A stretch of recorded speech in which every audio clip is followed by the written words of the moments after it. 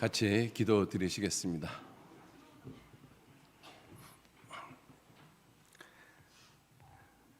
은혜와 사랑이 충만하신 거룩하신 아버지 하나님, 귀한 은혜와 사랑에 늘 감사드립니다.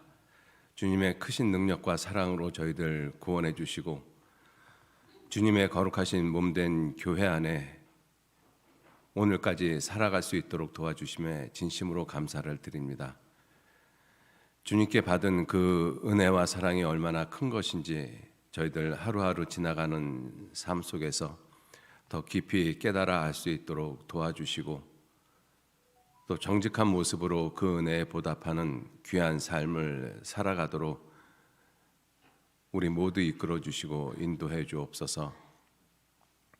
세상 헛된 것들, 의미 없는 것들, 또 죄악된 것들 가운데 우리의 마음과 생각 빼앗기지 아니하도록 도와주시고 오직 우리의 삶을 통해서 주님의 영광만이 나타나는 그러한 귀한 삶이 되도록 항상 도와주시고 인도해 주옵소서.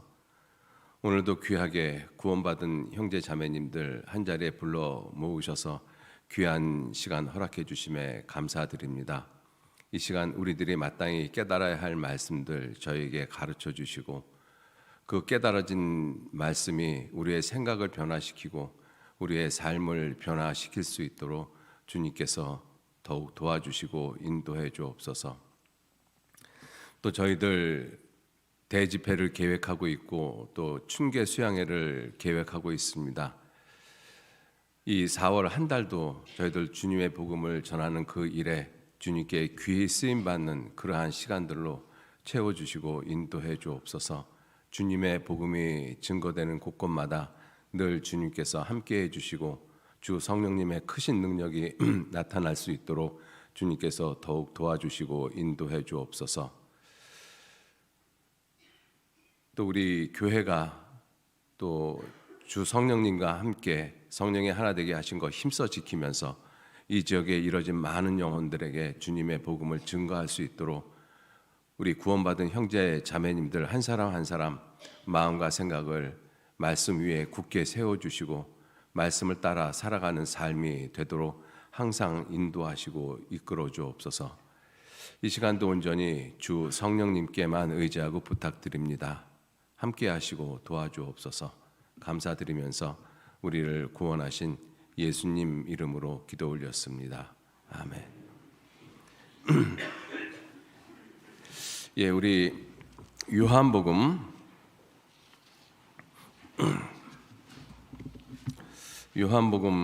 7장 찾겠습니다.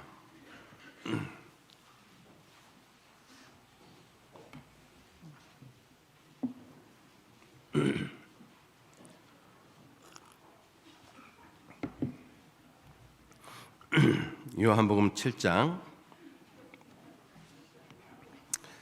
25절 말씀서부터 제가 읽겠습니다. 요한복음 7장 25절 말씀.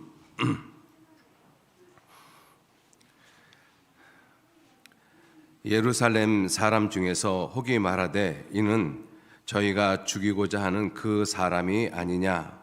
보라, 드러나게 말하되 저희가 아무 말도 아니하는도다. 당국자들은 이 사람을 참으로 그리스도인 줄 알았는가? 그러나 우리는 이 사람이 어디서 왔는지 아노라. 그리스도께서 오실 때에는 어디서 오시는지 아는 자가 없으리라 하는지라. 예수께서 성전에서 가르치시며 외쳐 가라사대 너희가 나를 알고 내가 어디서 온 것도 알거니와 내가 스스로 온 것이 아니로라.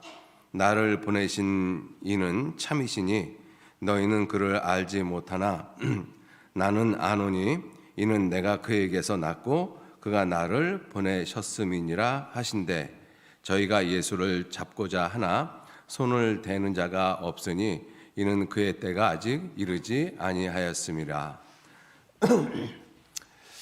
그동안 편안하셨습니까?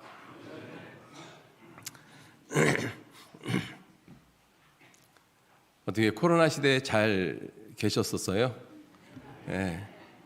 제가 여기 쬐끄만 모니터가 있어요. 그래서 모니터에서 지금 제 모습을 보고 있는데 여기가 거의 없는 모습으로 나오네요.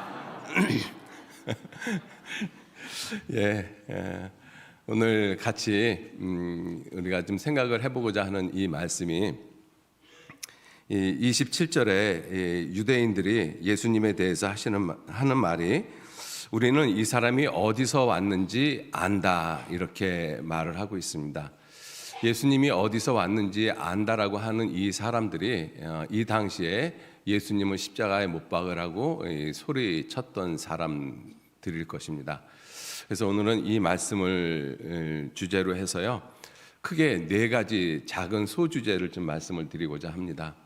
예수님에게 전혀 관심이 없는 사람들, 두 번째는 예수님을 안다라고 하는 사람들, 그리고 세 번째는 예수님의 영이 그 안에 있는 사람들, 그리고 마지막에는 예수 그리스도가 삶이 된 사람들, 이렇게 작은 네 소주제를 가지고 말씀을 좀 드리겠습니다. 그리고 오늘은 여러분들 지금 오늘 해야 될 일들이 굉장히 많잖아요. 바자회도 있고 여러 가지 일들도 있어서요, 제가 좀 시간을 좀 일찍 끝내려고 합니다.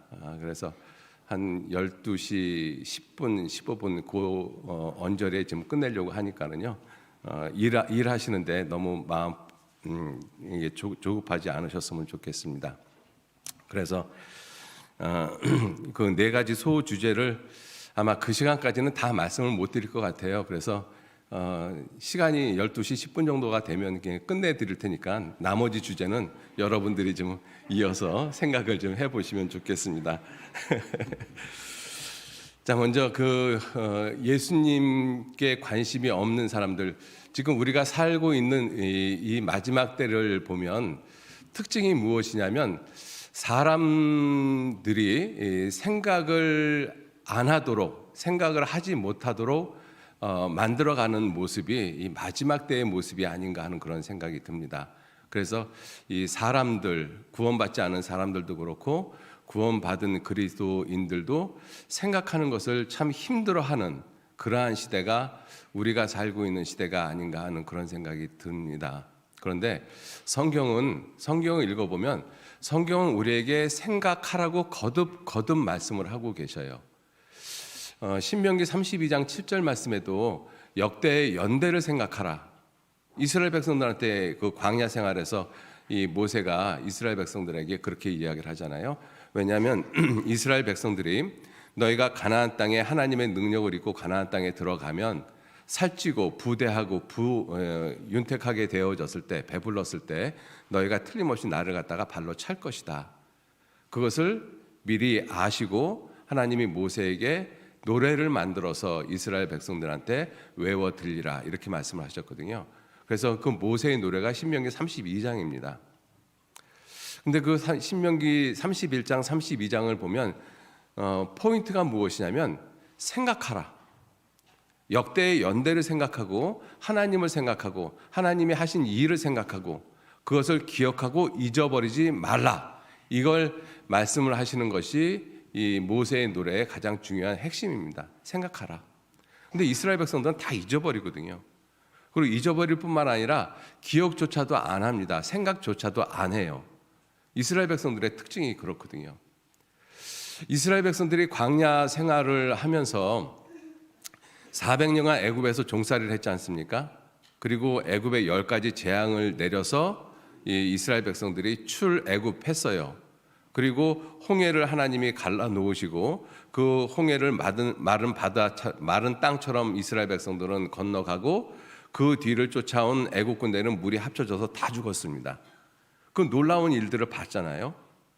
그런데 이스라엘 백성들이 광야 생활을 시작을 하면서 그 놀라운 하나님의 은혜를 찬양하는 것은 그때 잠깐이었었고 또 물이 없고 먹을 것이 없으니까 그때마다 계속 하나님을 원망합니다.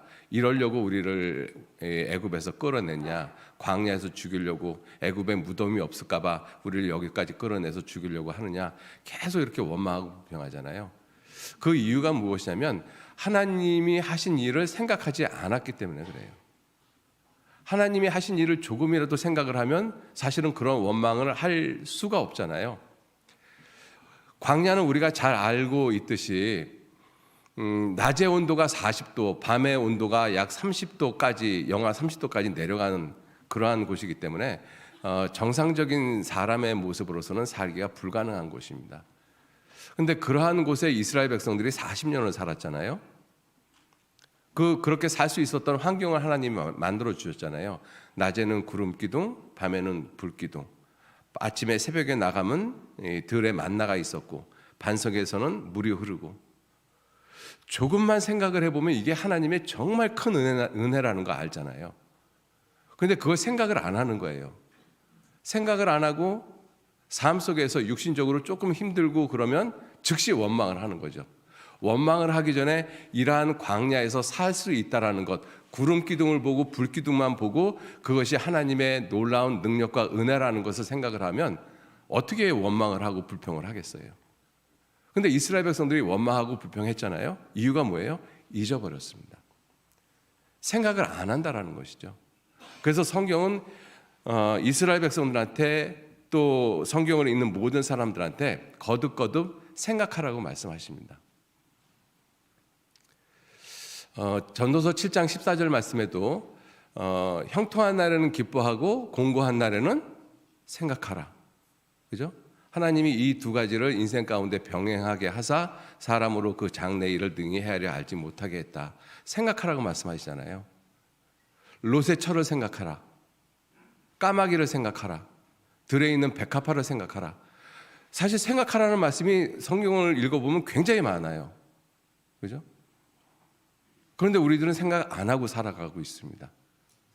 히브리서 3장 1절 말씀에 우리의 믿는 도리의 사도이시며 대제사장이신 예수를 깊이 생각하라. 그죠? 성경은 상당히 많은 부분 우리한테 생각하라 라고 말씀을 하고 있는데 실제 구원받은 그리스도인인 우리들이 그렇게 생각을 안 하면서 살아가고 있다는 것입니다. 그 이유가 무엇이냐면 세상 풍조가 그래요. 세상 풍조가 생각을 안 하는 모습으로, 생각을 하는 것을 힘들어하는 모습으로 만들어가고 있기 때문에 그렇습니다. 그 일례로 여러분들 요즘 이 유튜브 안 보시는 분들 거의 없잖아요. 이 어르신들서부터 시작을 해갖고 초등학교 학생들까지 유튜브를 보는데 어떠세요? 유튜브 이렇게 보시면서 제일 먼저 유튜브를 보면서 여러분들 어디에 그 제일 먼저 눈이 가시나요? 먼저는 아마 제목, 그 제일 처음 나오는 그 화면, 거기에 눈이 제일 먼저 갈 거예요. 그리고 그 제목에 내가 이것을 클릭을 할 만한 제목인가 아닌가 하는 것들을 우리가 생각을 하잖아요. 그 다음에 눈이 가는 곳이 어디신가요? 저는 그 다음에 눈이 가는 곳이 어디냐면 왼쪽 좌측 하단에 이 시간 있잖아요. 몇 초. 그죠? 그것이 예를 들어서 1시간이 넘어가고 그러면은 사실 클릭하기가 좀 힘듭니다. 아무리 내가 원하는 제목이 있다 할지라도 클릭하기가 좀 힘들어요. 30분, 40분짜리도 클릭하기가 힘들어요. 근데 아주 부담 없이 클릭하는 이 시간대가 언제냐면 1분 미만짜리. 그죠? 1분 미만짜리 그거 클릭하기 참 쉽잖아요. 그냥 잠깐 보고 없어지는 거잖아요.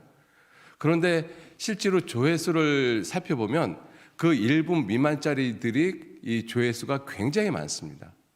무엇을 의미하고 있어요? 생각하기 싫어한다라는 것입니다. 그죠? 그렇게 우리들을 만들어가고 있어요, 세상이. 그러니까 우리 구원받은 그리스도인들도 성경 한 말씀을 가지고 우리는 이 사람이 어디서 왔는지 아노라. 도대체 이 말씀이 무슨 의미일까? 이 말씀에서 뜻하고자 하는 것이 무엇일까? 이것을 깊이 생각하는 것을 어려워해요. 하나님 말씀 한 구절을 가지고 깊이 묵상하는 것을 굉장히 어려워합니다. 그렇죠? 그러니까 우리가 살고 있는 이 시대에도 무엇인가 이 음식물도 오래 씹어가지고 삼키는 것들은 굉장히 힘들어하죠. 그냥 입에 넣어서 바로 한 두세 번 씹고 넘어가는 것들. 그죠? 그러니까 면을 그래서 그렇게 좋아하는지 모르겠어요. 그러한 모습으로 지금 세상이 자꾸 좀 바뀌어가고 있습니다. 자, 그런데 성경은 우리에게 생각하라, 생각하라, 생각하라 계속 그렇게 말씀하고 있어요. 너희는 눈을 높이 들어 누가 이 모든 것을 창조하였는가 보라, 생각하라는 것이잖아요. 그죠? 주의 손가락으로 만드신 하늘과 별들을 내가 보오니 여호와여, 사람이 무엇이간데 주께서 저를 만드시고 저에게 관심을 가지시고 저를 보살피십니까? 우리가 자연 만물을 보면 그런 생각이 들잖아요. 그죠? 하늘의 별들을 보고 이 세상의 이 위대한 자연 만물을 보면, 야, 도대체 저런 모습에서 나라는 존재는 도대체 무엇일까? 이런 생각을 할 수밖에 없게끔 되어져 있어요. 그런데 이 세상이 발달이 되고 도시 문명이 발달이 되면 될수록 하늘의 별을 볼 수 있는 그 환경은 없어지고, 하나님이 만드신 별은 인간이 만든 빛에 의해서 안 보이잖아요, 지금 밤에. 그죠? 지금 실제로 밤하늘의 별을 우리 도시에서 바라보면요, 별이 아니라 인공위성을 많이 봅니다. 별이 굉장히 빨리 움직여 가잖아요. 그건 실제로 별이 아니라 인공위성이거든요. 실제 하나님이 만드신 별은 우리가 몇 개 못 봐요. 그러니까 그 하나님이 만드신 그런 놀라운 별들을 보면서 내가 누군지, 내가 얼마나 연약하고 미약한 존재인지를 생각을 해야 되는데 그걸 생각할 틈이 없는 거예요. 인간이 만든 빛이 하나님이 만든 빛을 갖다가 다 삼켜버렸잖아요. 생각을 못하도록 만들어 놓고 있습니다. 여러분들 지금 오늘도 오다가 보니까 이 가로수 주변에 벚꽃이 활짝 폈잖아요. 개나리도 피고. 여러분들 벚꽃 보시고 개나리 피는 거 보면서 생각하셨어요? 개나리는 왜 작년에도 노란색이고 올해도 노란색일까? 왜 개나리는 왜 노란색만 있을까? 한 번쯤 생각해 보셔야 되잖아요. 그죠? 제가 여기 우리 교회당에, 노원교회당에 몇 번 이렇게 자주 오지는 못했지만 이렇게 몇 번 오면서 늘 생각하는 것이 뭐냐면, 이 좁은 골목에 어떻게 공사 차량이 들어와서 이런 건물을 졌을까? 오늘도 그거 들어오면서 진짜 그 생각을 참 많이 했어요. 어떻게 승용차도 들어오기 힘든 이 골목에 그 공사 차량들이 저는 자세히는 모르겠습니다만 수천 대가 들어왔다 나갔다 했다면서요. 과연 어떻게 그래서 했을까? 여러분들 교회당 매일 왔다 갔다 하시면서 그 생각 하셔요? 한번 해보셔야 되잖아요. 그죠? 자, 그래서 우리가 이 성경에서는 우리에게 그렇게 생각을 하라고 말씀을 하는데, 우리들은 별로 중요하지 않은 것을 깊게 생각을 하면서 정말 중요하게 생각해야 될 것은 깊게 생각하지 않고 그냥 지나쳐 버립니다. 그게 우리가 살고 있는 세상입니다. 지금 요한복음 표시해 놓으시고요. 열왕기상 20장 한번 보시죠. 열왕기상 20장. 이 아합 왕 시대 때 이 선지자가 아합 왕을 갖다가 깨우치기 위해서 이렇게 이야기를 합니다.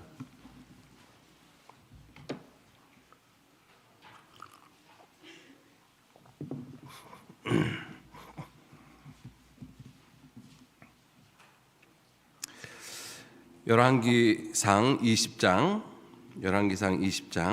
38절 말씀서부터 제가 읽겠습니다. 선지자가 아합 왕에게, 이 아합 왕이 아합 왕 때 이스라엘 백성들이 하나님께 등을 돌렸지 않습니까? 가장 그렇게 크게 하나님께 등을 돌렸던 시대인데, 38절, 선지자가 가서 수건으로 그 눈을 가리워 변형하고 길가에서 아합 왕을 기다리다가 왕이 지나갈 때 소리질러 왕을 불러 가로되, 종이 전쟁 가운데 나갔더니 한 사람이 돌이켜 어떤 사람을 끌고 내게로 와서 말하기를, 이 사람을 지키라. 만일 저를 지키지 못하고 잃어버리면 네가 그 사람의 생명을 대신해 할 것이다. 내 생명으로 저의 생명을 대신하거나 그렇지 아니면 내가 은 한 달란트를 내어야 하리라 하였거늘. 40절 같이 읽겠습니다. 종이 이리저리 일 볼 동안에 저가 없어졌나이다. 이스라엘 왕이 저에게 이르되 내가 스스로 결정하였으니 그대로 당하여야 하리라. 자, 이거는 아합 왕을 갖다가 깨우치기 위해서 아합 왕이 이리저리 일 볼 동안에 정말 중요한 하나님의 명령을 잊어버렸거든요. 그걸 깨우치기 위해서 선지자가 지금 이렇게 한 것입니다. 40절에 뭐라고 돼 있어요? 종이 이리저리 일 볼 동안에 저가 없어졌습니다. 그런데 그 지키라고 한 사람, 그 사람이 없어지면 그 뭐라고 그 39절에서 말씀을 했는가 하면 그 사람을 만약에 내가 잃어버리면 네 생명으로 그 사람의 생명을 대신해야 된다. 네가 그 사람을 잃어버리면 너는 반드시 죽어야 된다. 이렇게 말씀한 거거든요. 그러니까 내가 지금 잡고 있는 이 사람은 내 생명인 거예요. 왜? 그 사람이 없어져 버리면, 그 사람을 잃어버리면 내가 죽어버리니까. 근데 그 생명같이 중요한 그 사람을 내가 그냥 이리저리 일 볼 동안에 다른 번역에 보면 여기저기 바쁘게 다니느라고, 별로 중요하지 않는 일에 관심 두느라고 이렇게 표현을 하고 있거든요. 내가 지금 잡고 있는 이 사람은 내 생명이거든요. 왜? 그 사람을 놓치면 내가 죽으니까. 근데 그 사람보다는 이리저리 일 보는 것이 더 바빴어요. 여기저기 기웃거리는 그 삶이. 그러는 동안에 그 사람이 없어졌거든요. 왕이 어떻게 하면 좋겠습니까? 네가 결정했으니 네가 당하라. 너 죽어야 된다는 것입니다. 우리한테 시사하고 있는 바가 크잖아요. 그죠? 여러분들, 우리들의 삶 가운데, 구원받은 우리 그리스도인들의 삶 가운데서 가장 중요한 것이 무엇이라고 생각하십니까? 여러분, 한번 좀 각자 한번 생각해 보셔요. 여러분들 지금 구원받고 지금까지 살아오시고 있는데 정말 내가 가장 중요하게 생각하는 것이 무엇인가? 여러분들 한번 지금 잠깐 생각해 보시겠습니까?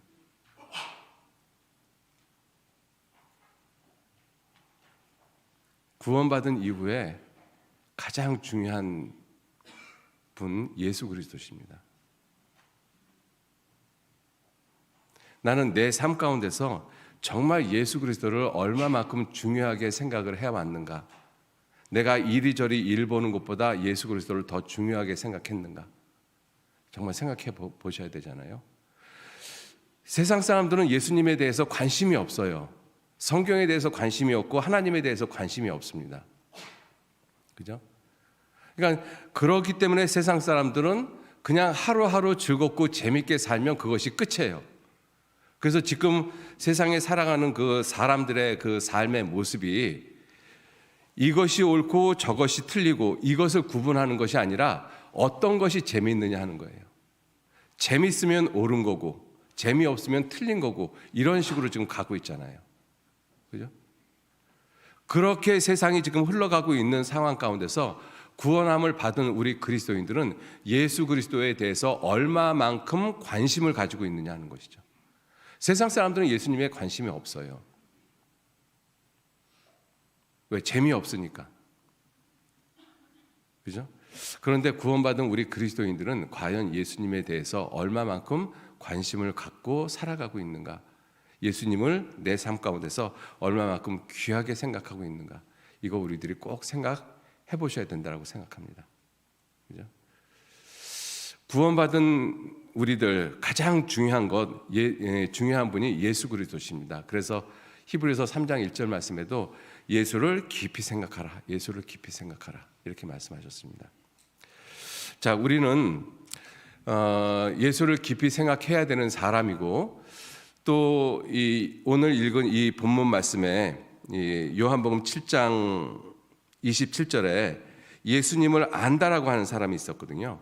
예수님에게 관심이 없는 사람들보다는 한층 좀 나은 사람들이 그래도 우리는 예수님을 알아 이렇게 이야기하는 사람들이잖아요. 이때 당시 예수님하고 대화했던 이 유대인들입니다. 유대 종교가들 및 유대인들. 다시 요한복음 7장 한번 보시죠. 요한복음 7장. 이 명절 때가 돼서 예수님이 아직 그 사람들 앞에 나타나지 않으니까 사람들이 이야기하기를 예수님이 이번 명절 때 오겠느냐? 그래서 나중에 이제 예수님이 올라오셨잖아요. 그리고 예수님께서 이 많은 말씀을 하셨습니다. 그때 그 말을 들은 예루살렘 사람들 중에서 야, 저 사람이 지금 이 당국자들 유대 정부에서 죽이려고 하는 저 사람이 아닌가?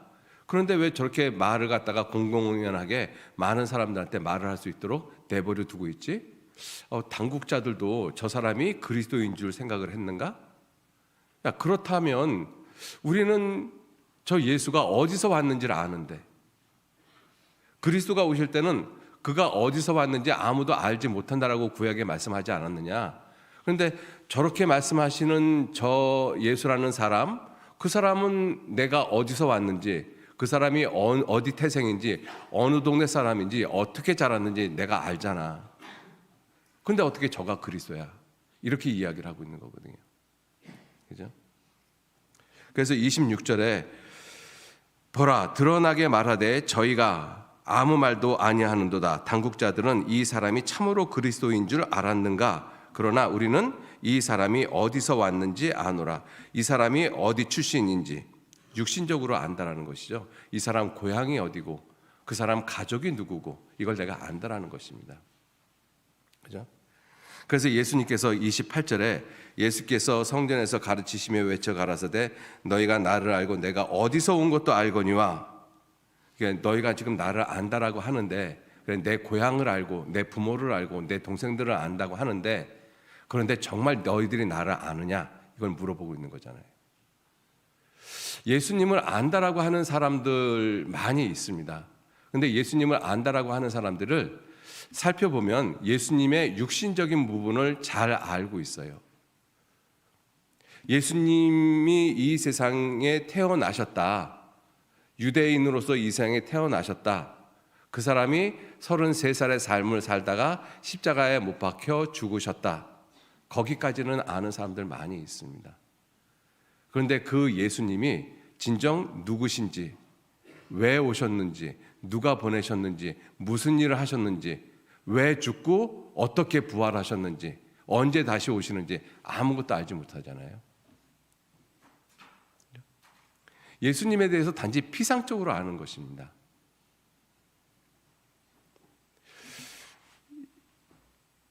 참 놀라운 것 중에 몇 가지가 있는데 그것이 무엇이냐면 성경을 연구해서 성경 박사들이 꽤 많이 있습니다. 신학자들도 있고 성경학 박사들도 있잖아요. 그런데 그 사람들이 성경을 하나님 말씀으로 안 믿는다라는 거예요.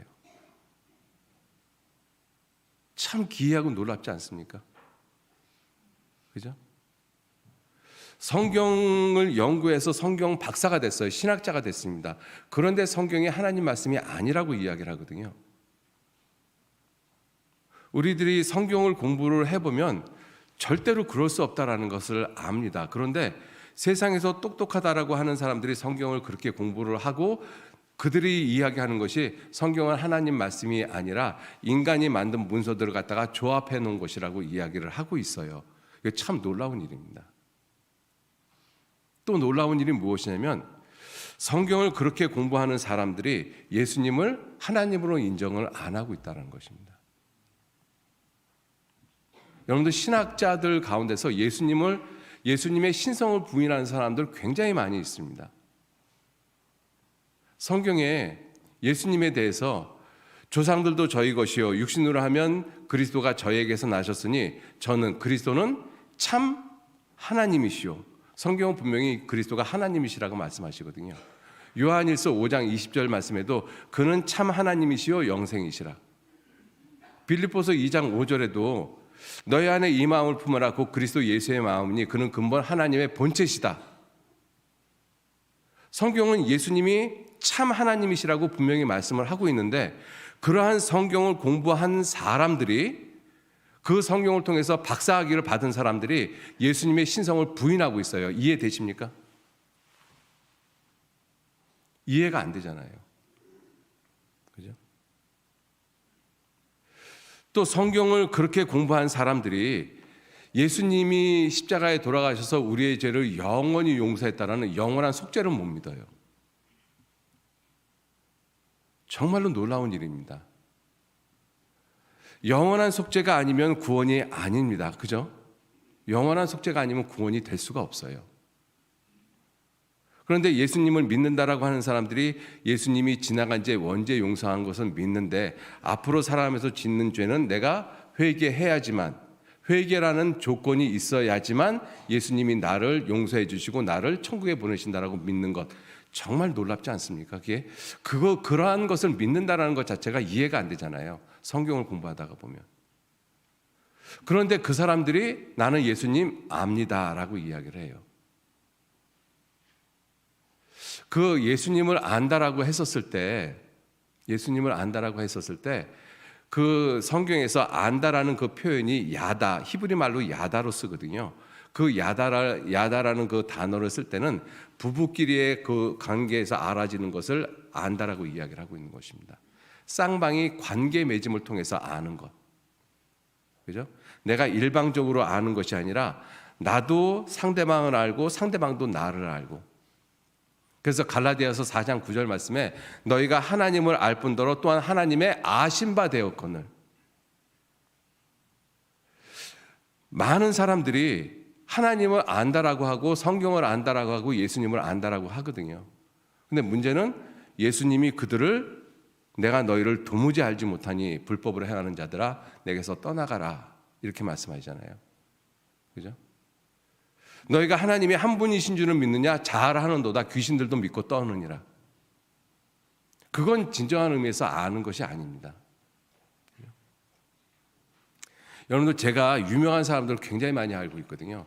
미국의 트럼프도 알고 있고 바이든도 알고 있고 푸틴도 알고 있고 그죠? 젤렌스키도 알고 있고.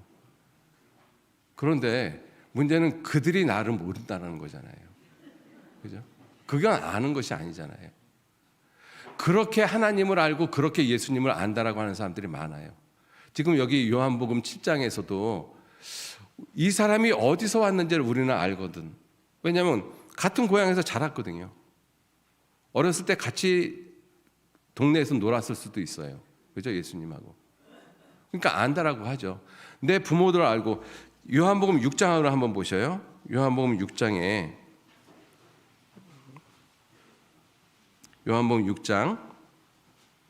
예수님께서 이렇게 말씀하십니다.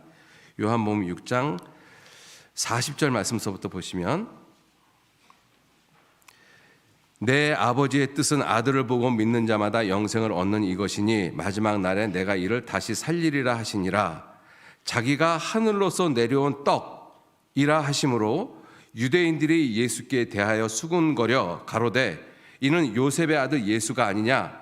그 부모를 우리가 아는데 제가 지금 어찌하여 하늘로서 내려왔다 하느냐. 제 부모를 우리가 아는데 내가 네 부모를 아는데 네가 어떻게 하늘로서 내려왔다 그래. 그죠? 이렇게 예수님을 아는 사람들이 많다라는 것입니다. 그래서 예수님께서 하시는 말씀이 요한복음 8장에 보시면 요한복음 8장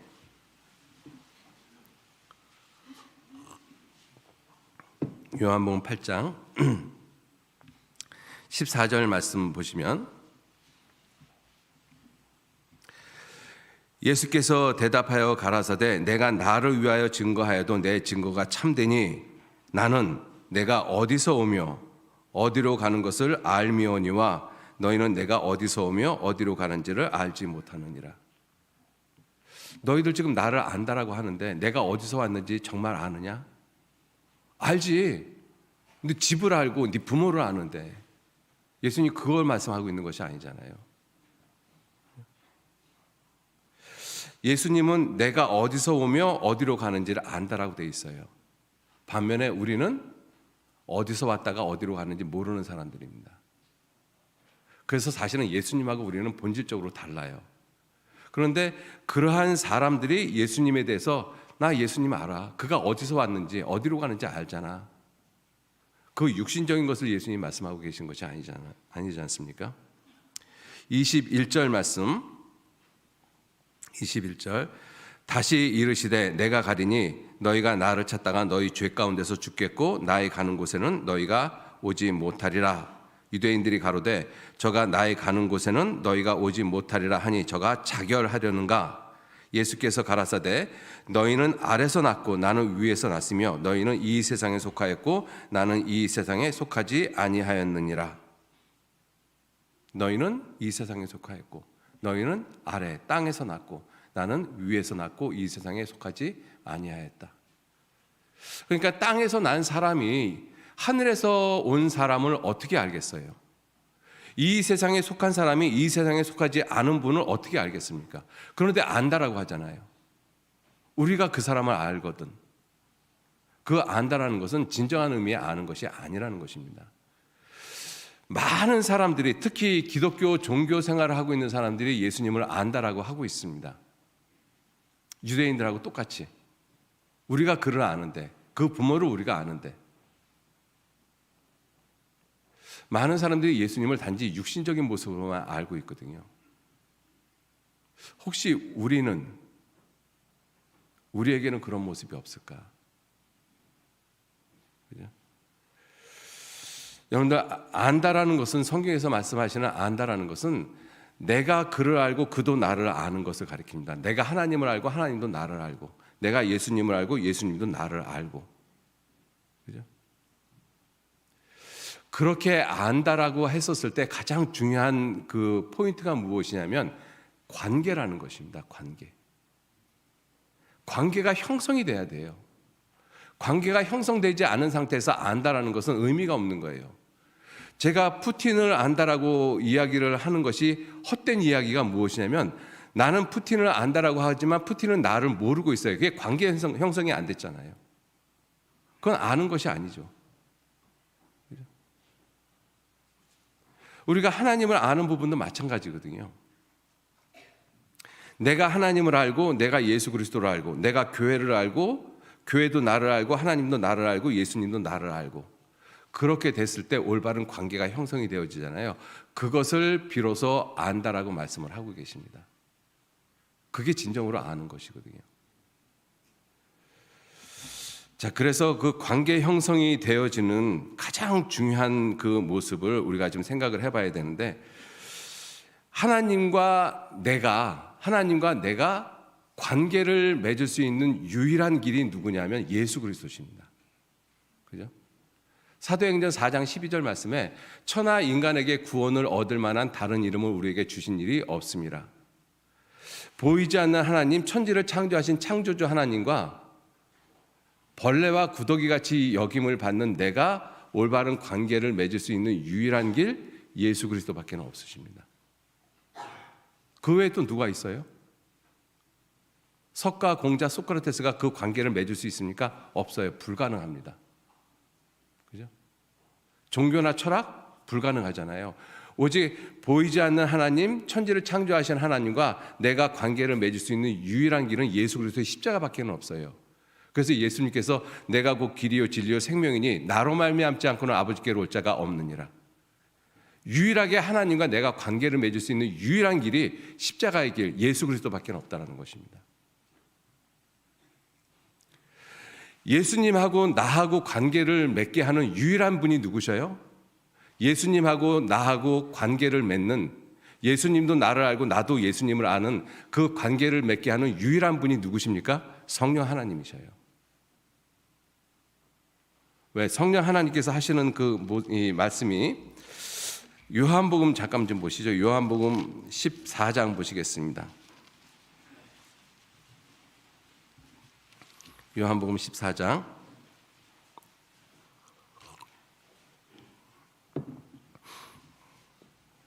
16절 말씀, 성령에 대해서 하시는 말씀입니다. 16절, 내가 아버지께 구하겠으니 그가 또 다른 보혜사를 너에게 주사 영원토록 너희와 함께 있게 하시리니 저는 진리의 영이라. 세상은 능히 저를 받지 못하나니 이는 저를 보지도 못하고 알지도 못함이라. 그러나 너희는 저를 아나니 저는 성령은 너희와 함께 거하시며 또 너희 속에 계시겠음이라. 자, 내주하시는 성령이 오시겠다라고 말씀을 하고 계시잖아요. 그 내주하시는 성령이 오시면 무슨 일을 하시느냐? 26절. 보혜사 곧 아버지께서 내 이름으로 보내실 성령, 그가 너희에게 모든 것을 가르치시고 내가 너에게 말한 모든 것을 생각나게 하시리라. 성령이 내게 오시면 예수님이 하신 말씀을 내게 가르치시고 예수님의 말씀을 생각나게 하신다라고 말씀하셨어요. 그래서 성령께서 하시는 일에 가장 중요한 일이 무슨 일이냐면 예수님하고 나를 관계 맺게 하는 일을 하십니다. 어떻게? 15장 26절 말씀 보시죠. 15장 26절 같이 읽겠습니다. 내가 아버지께로서 너희에게 보낼 보혜사 곧 아버지께로서 나오시는 진리의 성령이 오실 때에 그가 나를 증거하실 것이요. 성령이 오시면 누구를 증거하시는가 하면 예수 그리스도를 증거하십니다. 여러분들, 나는 예수 그리스도를 본래 알지 못하고 세상에 태어난 사람이잖아요. 그러한 나를 예수님하고 관계를 맺게 해주시는 가장 중요한 분이 누구셔요? 성령 하나님이셔요. 그가 오시면 그가 나를 증거할 것이요. 그래서 우리가 성경을 통해서 이 말씀을 성령의 지혜로 말씀을 배우면 결국은 예수님이 나를 위해서 무슨 일을 어떻게 하셨는지를 깨닫게 되잖아요. 그래서 결국은 예수님하고 나하고 올바른 관계를 맺습니다. 나도 예수님을 알고 예수님도 나를 아는. 그죠? 놀라운 관계잖아요. 하나님하고 나하고 올바른 관계를 맺는 그 길은 유일하게 예수 그리스도시고 예수님하고 나하고 올바른 관계를 맺는 유일한 길은 성령 하나님이셔요. 성령 하나님이십니다. 자, 그러면 성령 하나님과 내가 관계를 맺는 유일한 길은 성경밖에는 없어요. 왜냐하면 성경 자체가 사람의 글이 아니라 하나님의 감동하심을 입은 사람들이 하나님께 받아 말씀하신 것이기 때문에 그렇습니다. 성령을 통해서 성령과 내가 관계를 맺을 수 있는 유일한 길은 성경밖에는 없어요. 왜? 성경 자체가 하나님의 감동으로 기록된 책이기 때문에요. 그죠? 자, 그래서 지금까지 이 세 모습을 정리를 해보면 하나님하고 내가 관계를 맺는 유일한 길은 예수 그리스도시고 예수님하고 내가 관계를 맺는 유일한 길은 성령 하나님이시고 성령과 내가 관계를 맺는 유일한 길은 성경밖에는 없어요. 왜? 성경은 생명의 책이고 하나님의 말씀이기 때문에 그렇습니다. 자, 그러면 성경과 내가 관계를 맺는 유일한 길이 무엇일까 한번 생각해 보셔요. 성경, 이 성경과 내가 관계를 맺는 유일한 길. 여러분들 정말 성경이 나에게 주신 책이라고 생각하십니까? 하나님이 나에게 주신 책. 왜냐하면 그래야지만 성경하고 나하고 직접적인 관계가 있는 거잖아요. 그죠? 성경을 아무리 하루에 3장씩 1년에 1독을 하고 3독을 한다고 해도 이 성경 말씀하고 관계 없이 살면 성경하고 나하고는 아무런 관계가 없어요. 하나님도 나를 알고 나도 하나님을 알고 예수님도 나를 알고 나도 예수님을 알고 성령도 나를 알고 나도 성령을 알고 성경도 나를 알고 나도 성경을 알고 이렇게 돼야 되는 거잖아요. 그게 올바로 관계 맺는 것이잖아요. 내가 정말 성경을 어떻게 알고 있는가? 나는 성경하고 어떻게 관계 맺음을 하면서 살아가고 있는가? 여러분들, 보이지 않는 하나님을 믿는다라는 것이 무엇을 의미하고 있습니까?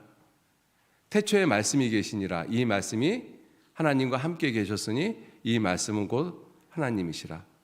보이지 않는 하나님을 믿는다라는 것이 말씀을 믿는 거잖아요. 그죠? 보이지 않는 하나님과 관계를 맺는다는 것이 말씀과 내가 관계를 맺는 것이지 않습니까? 왜? 이 말씀이 하나님이시니까. 근데 우리는 성경 말씀 한 말씀 읽으면서 그 말씀하고 나하고 관계 맺기를 정말 간절히 원하면서 이 말씀을 연구하고 묵상하고 그런 모습으로 삶을 살아가느냐 생각해 보셔야 되잖아요. 그렇게 하는 것은 이 목사나 전도사들이나 하는 것이지라고 생각하십니까? 아니요. 이 성경은 내게 주신 말씀이거든요. 내게 주신 말씀입니다. 신명기서 잠깐 보시죠. 신명기서 5장 보시겠습니다. 신명기서 5장.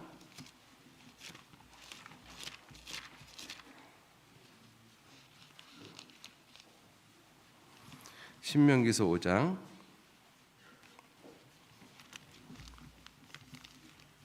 구약성경 269페이지 정도 찾으시면 되겠습니다. 신명기서 5장 1절 말씀부터 제가 읽겠습니다.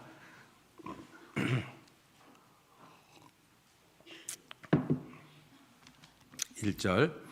모세가 온 이스라엘을 불러 그들에게 이르되 이스라엘아 오늘 내가 너희 귀에 말하는 규례와 법도를 듣고 그것을 배우며 지켜 행하라. 우리 하나님 여호와께서 호렙산에서 우리와 언약을 세우셨나니 우리 하나님 여호와께서 호렙산에서 우리와 언약을 세우셨다. 이 2절 말씀은 출애굽기 19장에 있는 내용을 지금 말씀하고 있는 거예요. 그러니까 40년 전에 하나님께서 시내산에 강림하셔서 이스라엘 백성들하고 약속하신 것을 말씀하고 있습니다. 그때 이스라엘 백성들하고 약속을 했던 출애굽기 1세대, 출애굽 1세대들은 이미 40년 광야 생활에 다 죽었어요. 지금 이 말씀은 출애굽 2세대들에게 하시는 말씀이거든요. 그런데 2절 말씀에서 우리 하나님 여호와께서 호렙산에서 우리에게 언약을 세우셨나니 이 언약은 여호와께서 우리 열조와 세우신 것이에요. 그죠? 세우신 것인데 세우신 것이 아니요 오늘날 여기 살아있는 우리 곧 우리와 세우신 것이라. 표현이 놀랍지 않습니까? 40년 전에 분명히 출애굽 1세대들하고 언약을 세웠어요. 이게 출애굽기 19장의 내용입니다. 19장 이하의 내용이거든요. 그런데 지금 40년이 지난 다음에 출애굽 1세대들이 다 죽고 출애굽 2세대들 앞에서 이 모세가 하는 말씀이 무엇이냐면 그 언약은 그 세대와 세운 것이 아니라 뭐라고 돼 있어요? 오늘날 여기 살아있는 우리와 한 것이다. 오늘날 여기 살아있는 우리. 그럼 오늘날 여기 살아있는 우리가 그 출애굽 2세대 광야 시대에 있었던 그 세대들만 가리키고 있습니까? 지금 여기 있는 우리들에게도 관계가 있습니까? 우리들에게도 관계가 있죠. 그죠? 하나님의 말씀은 살았고 능력이 있다라고 말씀하고 계십니다. 3,500년 전 말씀이나 지금 말씀이나 동일하다라고 말씀하고 계시잖아요. 그래서 성경은 말씀하시기를 이 언약은 이스라엘 백성들 출애굽한 1세대하고만 세운 것이 아니다라고 말씀하시잖아요. 오늘날 여기 살아있는 우리와도 말씀하신 것이 아니냐? 예, 우리하고도 했습니다. 그래서 성경은 내게 말씀하시는 거예요. 그래서 하나님은 내 하나님이신 것입니다. 그죠? 성경은 하나님이 내게 주신 거예요. 내게. 오늘날 여기 살아있는 나에게 주신 말씀이거든요. 여러분들 정말 이 성경을 오늘날 살아있는 여기 살아있는 나에게 주신 성경이라고 생각을 하면 이 성경이 얼마나 놀라운 책이에요. 나에게 이 책을 줬는데. 그죠? 신명기 29장 보시죠. 신명기 29장.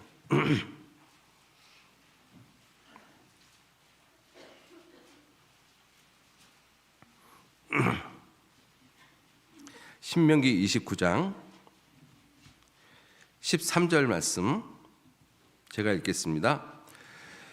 여호와께서 이왕에 네게 말씀하신 대로 또 내 열조 아브라함과 이삭과 야곱에게 맹세하신 대로 오늘날 너를 세워 자기 백성을 삼으시고 자기는 친히 네 하나님이 되시려 함이니라. 내가 이 언약과 맹세를 너희에게만 세우는 것이 아니라 15절 같이 읽겠습니다.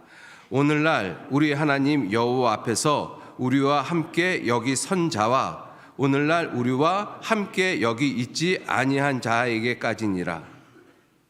지금 이 앞에 서 있는 너희들뿐만 아니라 오늘날 우리와 함께 여기 있지 아니한 자에게까지. 그죠?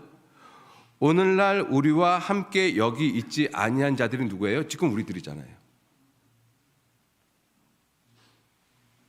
여러분, 성경을 대하다 보면 이 성경은 정말로 내게 주신 말씀이잖아요. 이러한 말씀을 보면, 그죠? 이러한 말씀과 내가 어떻게 관계를 맺을 것이냐 하는 거예요. 다시 잠깐 기억을 되살리면, 하나님과 내가 관계를 맺기 위한 유일한 길은 예수 그리스도밖에는 안 계시고, 예수님하고 내가 관계를 맺을 수 있는 유일한 길은 성령 하나님밖에는 안 계셔요. 성령 하나님과 내가 관계를 맺는 유일한 길은 성경밖에는 없습니다. 성경하고 내가 관계를 맺는 유일한 길이 무엇이겠어요? 이 명령을 나에게 준 것이라고 생각을 하셔야 돼요. 그죠? 그래서 성경과 내가 관계를 맺는 유일한 길이 무엇이냐면 하나님 말씀에 대한 묵상입니다. 묵상을 하셔야 돼요. 그래서 왜 하나님이 정한 짐승을 정했을 때 굽이 갈라지고 되새김질하는 짐승은 정하니 너희가 먹을 것이라고 말씀하셨겠습니까? 묵상하지 않으면 아무런 의미가 없습니다. 여러분도 성경 하루에 3장을 읽고 1년에 1독을 하지 않습니까? 어떤 때는 오늘 아침에 3장을 읽었는데 점심때쯤 돼가지고 내가 지금 성경 어디를 읽고 있지? 기억도 안 나는 경우가 있잖아요. 없으십니까? 저는 있어요, 솔직히. 부끄럽지만. 그죠? 그렇게 읽는 것은 죄송합니다만은 개도 읽어요. 그죠? 그렇게 읽는 건 개도 읽습니다. 왜? 읽고 보고 아무 생각도 없잖아요. 그죠? 성경은 우리에게 그렇게 읽으라고 주신 책이 아니지 않습니까? 성경하고 나하고 관계를 맺어야 되거든요. 성경에 있는 말씀이 하나님이시니까 그 하나님이신 그 말씀하고 나하고 관계를 맺어야 되는데, 그러려면 어떻게 해야 되느냐? 읽고 생각해야 돼요. 묵상해야 됩니다. 내 것으로 만들어야 돼요. 그것을 내 것으로 만들기 위해서 고난은 필수적으로 따라옵니다. 하나님의 말씀은 단지 지식이 돼가지고는 내 것이 진정으로 되어지질 않아요. 그래서 하나님이 그 말씀을 내 삶 가운데 이루게 하기 위해서, 믿게 하기 위해서 내게 고난을 허락해 주십니다. 여러분들 신앙생활 하면서 고난을 당해 보신 분들은 그 고난의 의미가 정말 무엇인지 알잖아요.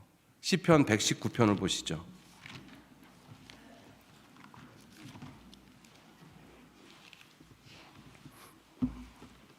시편 119편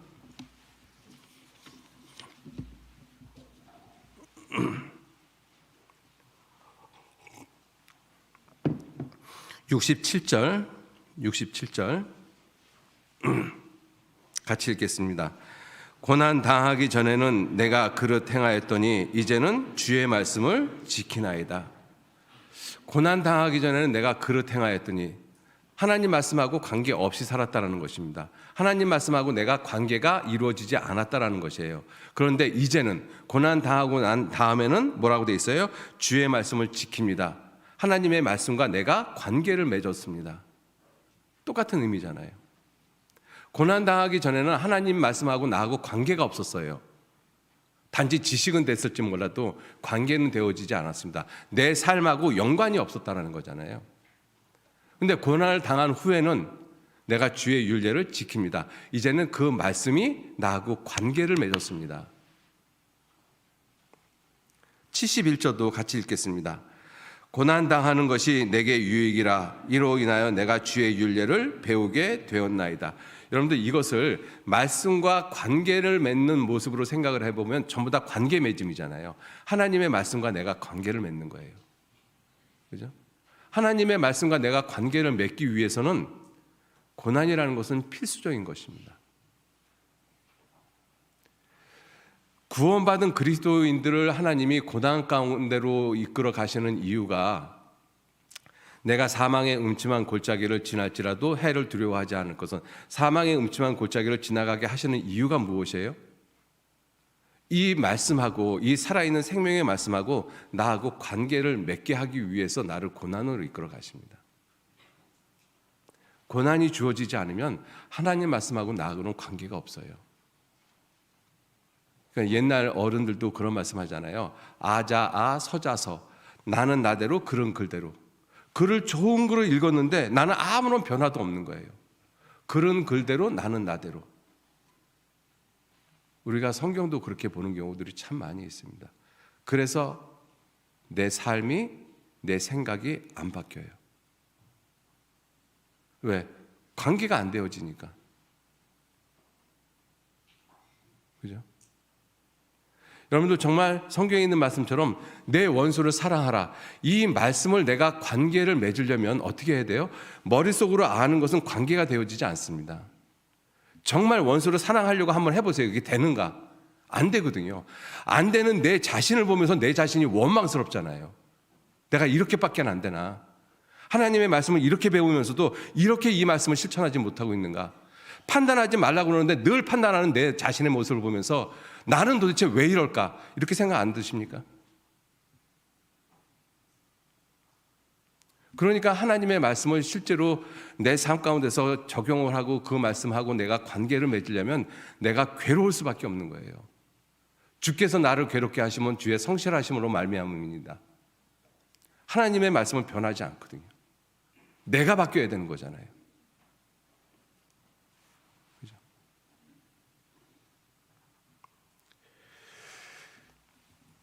92절 말씀 보시죠. 92절.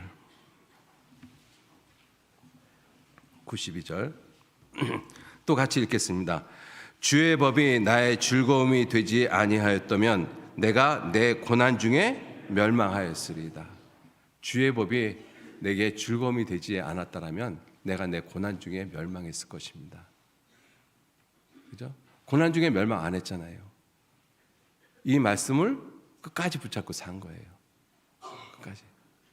그죠? 여러분들 말씀 한 말씀 한 말씀을 실제로 내 삶에 적용, 즉 말씀과 내가 관계를 맺는 것이 정말로 중요한 것입니다. 말씀을 많이 읽는 것 물론 중요하죠. 그것보다 더 중요한 것은 단 한 말씀이라도, 단 하나의 생명의 말씀만이라도 실제로 내 생각을 변화시키고 내 삶이 변화가 돼야 돼요. 그래야지만 말씀하고 나하고 관계를 맺습니다.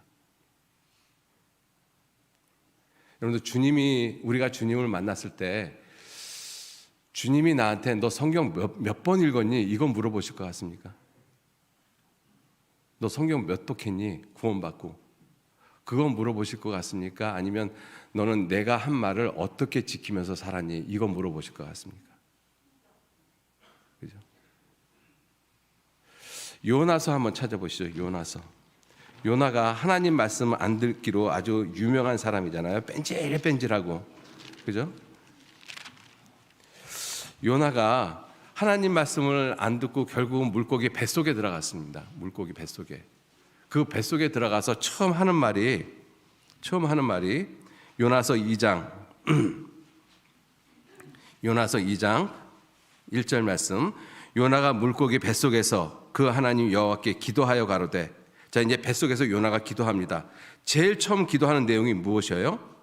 가로되 내가 받는 고난을 인하여 여호와께 불러 아뢰었었더니 주께서 내게 대답하셨고 내가 수월의 뱃속에서 부르짖었었더니 주께서 내 음성을 들으셨나이다. 고난을 인하여. 그죠? 고난을 인해서 내가 하나님께 간절히 부르짖었다라는 것입니다.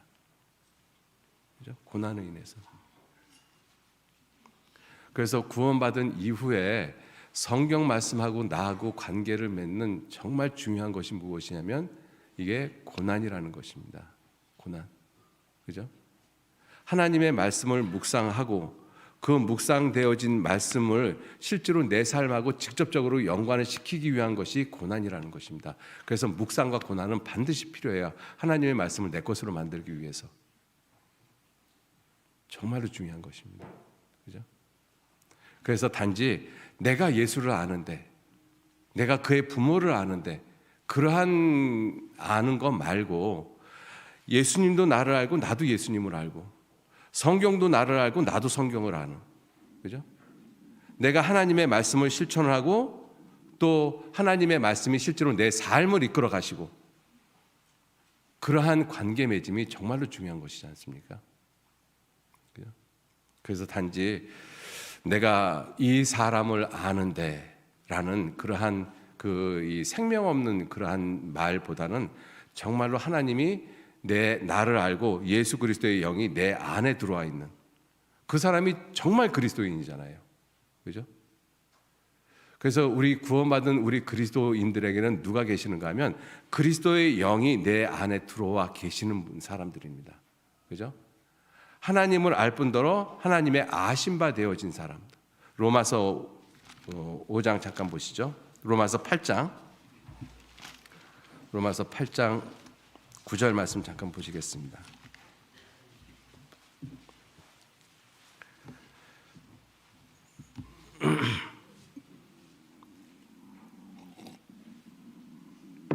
로마서 8장 9절 같이 읽겠습니다.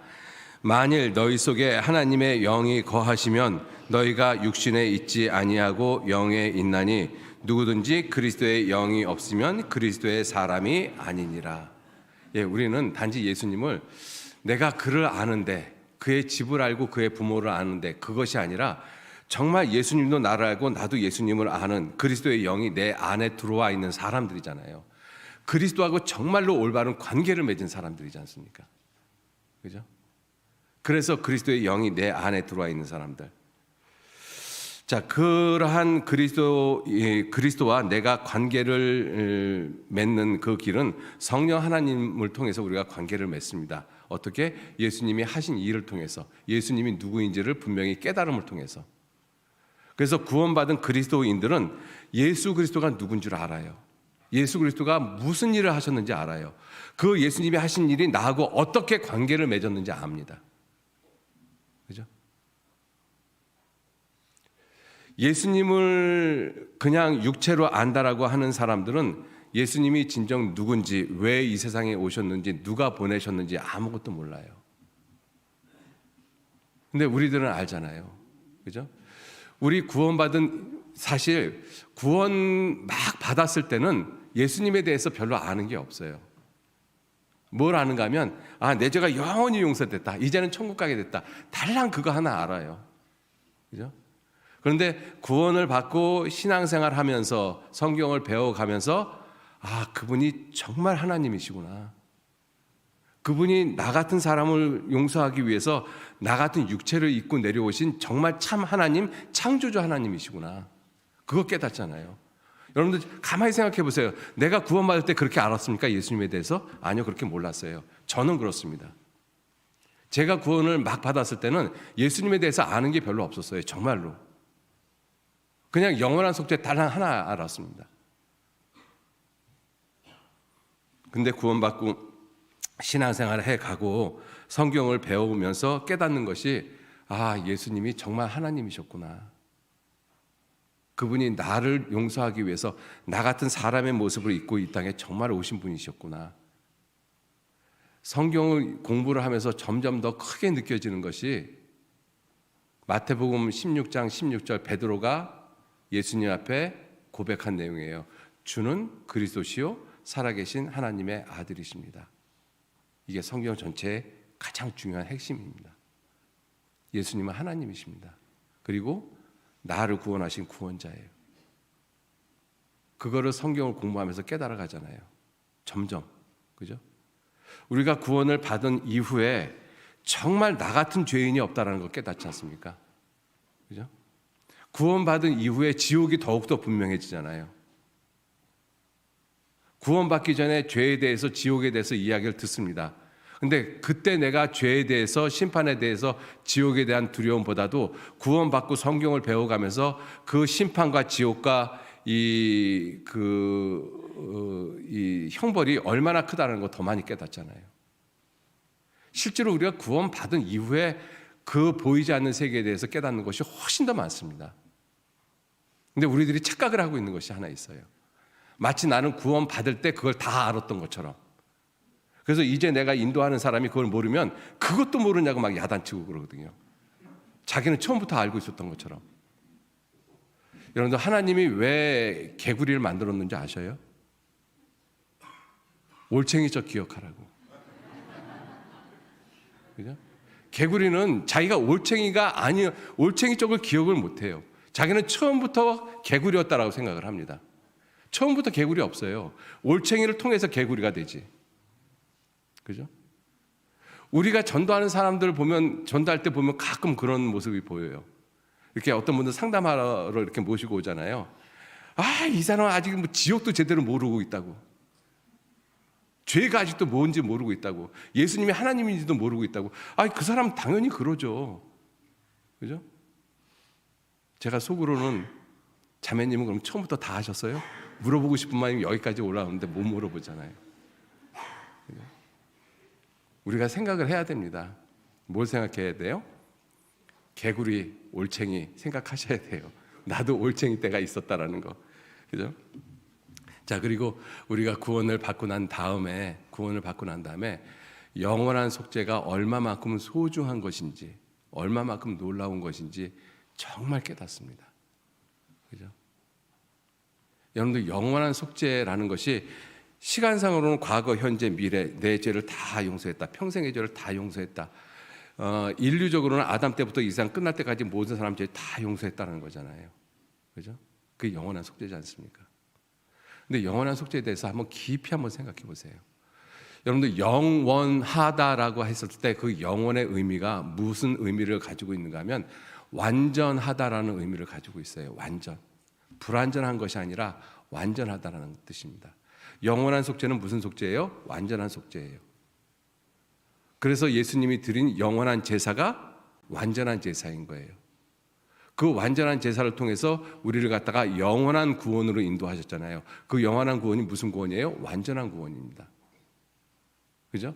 영원한 속죄, 영원한 제사, 영원한 구원. 완전한 속죄, 완전한 제사, 완전한 구원. 완전하다는 뜻이잖아요. 그런데 내가 만일 신앙생활을 하다가 죄를 져서 내가 만약에 다시 지옥 간다면 그 구원이 완전해요? 완전하지 못하잖아요. 그 제사가, 예수님이 드린 제사가 완전한 제사예요? 완전한 제사 아니잖아요. 그 속죄가 영원한 속죄예요? 완전한 속죄예요? 완전한 속죄 아니잖아요. 우리가 전도를 하다가 보면 가장 크게 부딪히는 것 중에 하나가 무엇이냐면 영원한 속죄를 못 깨닫는 거예요. 영원한 속죄를. 그죠? 근데 조금만 생각을 해보면 영원한 속죄만큼 간단하고 쉬운 것이 없지 않습니까? 영원하다는 뜻은 완전하다는 뜻인데, 구원받은 다음에 내가 살아가다가 만약에 죄를 짓고 다시 지옥 간다라고 하면 그 속죄나 그 제사나 그 구원이 완전하겠느냐고요. 완전할 수가 없죠. 영원한 생명이라는 것은 무슨 생명이에요? 완전한 생명이잖아요. 다시는 죽지 않는 생명. 내가 너에게 그 생명을 주노니 다시는 멸망치 아니할 터이요. 예수님이 요한복음 10장 28절에 내가 저에게 영생을 주노니 영원히 멸망치 아니할 터이요. 저희를 내 손에서 빼앗을 자가 없느니라. 영원한 생명, 완전한 생명, 다시는 멸망하지 않는 것, 다시는 지옥 가지 않는다. 그런데 내가 다시 지옥 가요. 구원받고 잘못 살았다고 해서 지옥 간다고 하면 그것은 영원한 생명이 아니잖아요. 왜? 완전한 생명이 아니니까. 완전한 생명은 어떠한 경우든 간에 완전한 생명이어야 되는 거예요. 그죠? 어떠한 조건하고도 상관없이. 영원한 속죄를 조금만 생각을 해보면 영원한 속죄가 당연할 수밖에 없는 거예요. 왜? 영원하신 하나님이 영원한 성령으로 말미암아 영원하신 자기의 몸을 하나님께 제사를 드린 것이 예수 그리스도의 영원한 제사지 않습니까? 당연한 거지 않습니까? 근데 사람들이 그걸 이해하기는 너무 힘들어해요. 그래서 그 영원한 속죄가 내게 깨달아지는 것은 성령의 도움이 아니시면 못 깨닫습니다. 정말로 못 깨달아요. 그래서 영원한 속죄에 대한 것도 가만히 한번 좀 생각을 해보세요. 영원한 속죄, 영원한 구원, 영원한 제사, 영원히 온전케 하셨다. 영원한 안전, 영원한 평화, 영원한 위로, 영원한 영광, 영원한 나라, 영원한 반석. 다 영원하다라고 말씀하시잖아요. 완전하다라는 것입니다. 완전해요. 그래서 구원받은 사람은 절대로 지옥 가지 않는다라고 성경은 아주 분명하게 말씀을 하고 있어요. 근데 우리 시대에 많은 나름대로 세상에서 유명하다라고 하는 그 목사님들께서 구원받은 사람도 잘못 살면 지옥 갈 수 있다라고 이야기를 하거든요. 근데 그러한 말에 구원받은 그리스도인들이 미혹되고 있다는 것도 또 놀라워요. 그러한 말에 미혹되는 이유가 뭐예요? 영원한 속죄를 깊이 생각하지 않았기 때문에 그렇습니다. 조금만 깊이 생각해 보면 그 말이 틀렸다는 걸 알아요. 왜? 예수님도 분명히 다시는 멸망치 아니할 터이요. 하나님이 세상을 이처럼 사랑하사 독생자를 주셨으니 이는 저를 믿는 자마다 멸망치 않고 영원한 영생을 얻게 하려 하심이라. 그러한 말씀들이 얼마나 많습니까? 조금만이라도 그러한 부분에 대해서 깊이 생각을 했다라면 구원받은 사람은 다시는 지옥 가지 않는다라는 그 분명한 믿음이 분명히 마음속에 있을 거예요. 생각하지 않으니까 말도 안 되는 헛된 말에 내 생각이 흔들려 버리잖아요. 성경은 그래서 생각하라고 말씀하십니다. 모든 것이 영원한 거예요.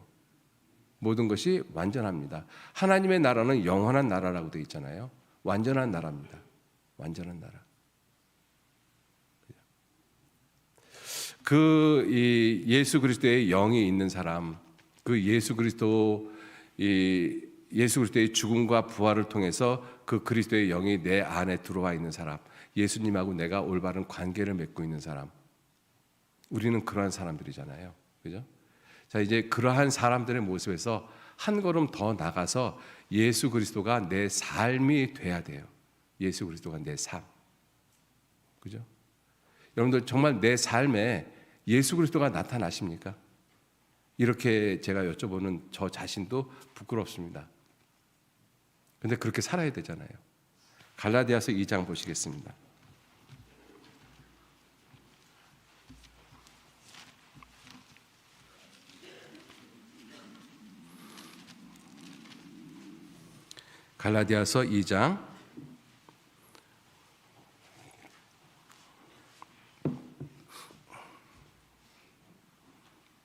갈라디아서 2장 20절 말씀. 갈라디아서 2장 20절 같이 읽겠습니다.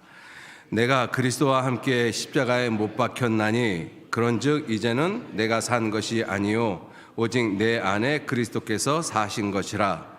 이제 내가 육체 가운데 사는 것은 나를 사랑하사 나를 위하여 자기 몸을 버리신 하나님의 아들을 믿는 믿음 안에서 사는 것이라. 갈라디아 2장 20절 말씀을 한마디로 하면 예수 그리스도가 삶이 된 사람이에요. 예수 그리스도가 삶이 된 사람. 이제는 내가 산 것이 아니요 오직 내 안에 그리스도께서 사신 것이라. 그죠? 여러분 참 놀랍지 않습니까? 내 삶이 그리스도인 거예요. 내 삶이 예수님인 거예요. 그렇게 삶을 산 사람이 있을까? 예, 있어요. 누구? 바울 사도입니다. 그죠? 바울 사도는 고린도전서 11장 1절 말씀에 내가 그리스도를 본받는 자 된 것 같이 너희는 나를 본받는 자 되라 이렇게 말씀하시잖아요. 누가 감히 그렇게 이야기를 할 수 있겠습니까? 그 얘기는 뭐예요? 사람으로서 그렇게 살 수 있다라면 나도 그렇게 살 수 있다라는 것을 바울을 통해서 배우라는 것입니다. 바울이 특별한 사람이기 때문이 아닌 거예요. 사람은 누구나 다 그렇게 살 수 있다라는 것을 바울을 통해서 보여주고 계시는 거예요.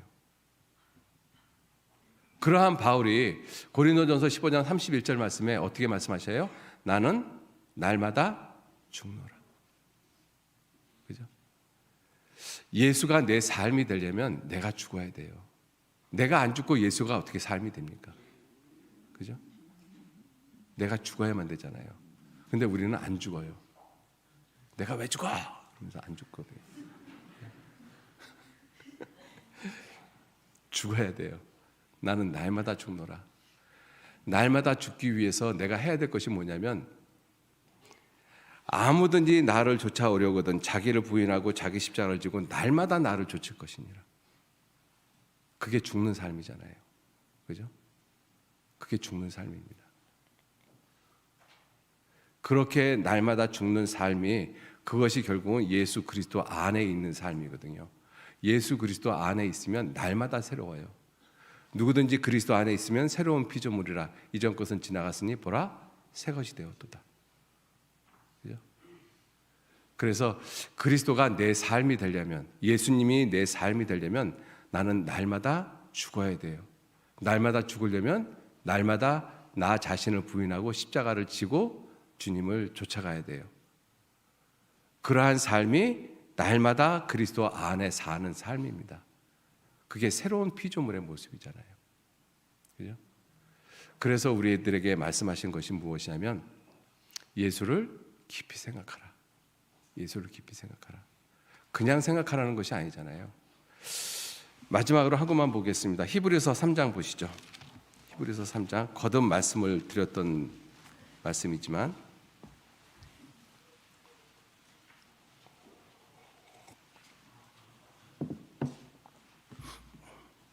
히브리서 3장 1절 말씀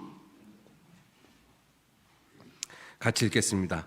그러므로 함께 하늘의 부르심을 입은 거룩한 형제들아, 우리의 믿는 도리의 사도이시며 대제사장이신 예수를 어떻게 생각하라? 깊이 생각하라. 깊이. 그죠? 왜 이 성경 말씀에 굳이 깊이라는 이 단어를 왜 쓰셨을까? 그것도 생각해 보셔야 돼요. 왜? 깊이 안 생각하고 넘어가거든요. 우리 예수 아는데, 나 영원한 속죄 아는데, 그렇게 아는 것 말고 하나님의 말씀도 나를 알고 나도 하나님의 말씀을 아는 것, 그걸 원하시는 거잖아요. 정말로 관계가 되어지는 것. 그죠? 히브리서 12장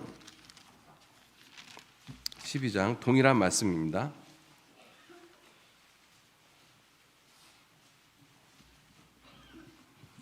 12장 3절 말씀 같이 읽겠습니다.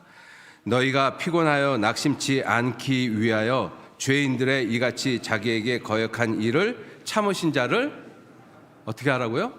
생각하라. 누구를 생각하라고요? 예수 그리스도 생각하라. 그죠?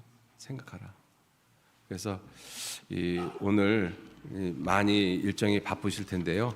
그 바쁘신 일정 가운데서도 예수님을 생각하시면서 오늘 바쁘신 일정들 잘 소화하시고 남은 시간 내 삶을 통해서 정말 하나님이 영광을 받으시고 내 삶에 예수 그리스도가 나타나시는 그러한 우리 이 교회 형제 자매님들이 되시길 바라겠습니다. 같이 기도하시죠. 하나님, 귀한 은혜와 사랑에 진심으로 감사를 드립니다. 우리가 구원을 받은 이후 주님을 어떠한 모습으로 생각을 하고 어떻게 섬기며 어떻게 관계 맺음을 하면서 살아왔는지를 깊이 생각할 수 있도록 도와주옵소서. 성경 말씀을 읽으면서 그 성경 말씀 한 말씀 한 말씀을 내가 어떻게 생각하면서 살아왔는지, 또 읽고 있는지 묵상하고 있는지 깊이 생각할 수 있도록 지혜를 허락해 주시기를 진정 의지하고 부탁드립니다. 오늘 있는 많은 일들 가운데 주 성령님께서 우리와 함께 계시고 또 주님이 뜻하시고 계획하시고 목적하신 모든 것들 이루실 수 있도록 우리의 마음과 생각을 붙잡아 주시고 인도해 주옵소서. 모든 것 선하신 주님의 손에 의지합니다. 감사드리면서 예수님 이름으로 기도 올렸습니다. 아멘.